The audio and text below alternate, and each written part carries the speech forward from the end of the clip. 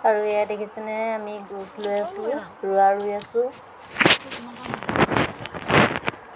আমাৰ চবতকৈ শেষত কৰি আছোঁ আৰু এয়া দেখিছেনে সকলোৱে খেতি কৰি আজৰি হ'ল। আমাৰ সকলোতকৈ পাছত খেতি কৰিছে। আৰু আপোনালোকে যেতিয়াই খেতি আৰম্ভ কৰে তেতিয়া খেয়া চোকা কৰি এনেধৰণে কচু পুতি গোছ লয়নে বাৰু জনাবচোন দেই। কৃষ্ণ প্ৰভু, খেতিখন যাতে ভাল হয়।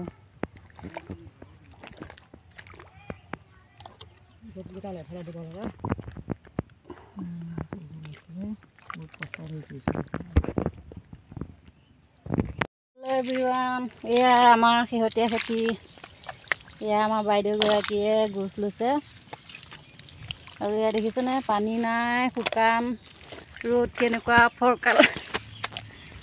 এয়া ছাইডত অকণ অকণ আছে আৰু এয়া দেখিছেনে শুকান। কেনেকৈ ৰুম ক'ব নোৱাৰি আৰু এয়া দেখিছেনে বাৰু চব পথাৰ শুকাই শুকাই আছে। গুজি গুজি ৰুব লাগিব। অকণ অকণ ছাইডত আছে কাণে কাণে। আৰু আমাৰ চবতকৈ শেষত মানে আমাৰ মাটি ঢেৰ আছে যে সেইকাৰণে ঢেৰ থকা মানুহবিলাকৰ শেষতে হয় খেতি। এনেই কৈছোঁ দেই, আমাৰ মাত্ৰ এবিঘা আছে। এয়া এবিঘা এয়া দেখিছেনে চবতকৈ লাষ্টত।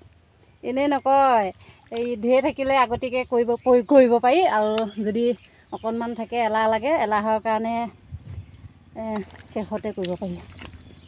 মন নাযায় কৰিবলৈ ন। খেতিটো ঢেৰ থাকিব লাগে মাটি, তেতিয়া সোনকালে কৰি আজৰি হ'ব পাৰি। কিন্তু এবিঘা মাটি থাকিলে বা কম মাটি থাকিলে খেতি ইমান কৰিবলৈ মন নাযায়। এইকাৰণে এয়া দেখিছেনে ৰ'দ কিমান, পানী নাই, এয়া অকণমান আছে। আৰু ভিডিঅ'টো ইমান আছিলে, আজি লৈছোঁ, বাই বাই।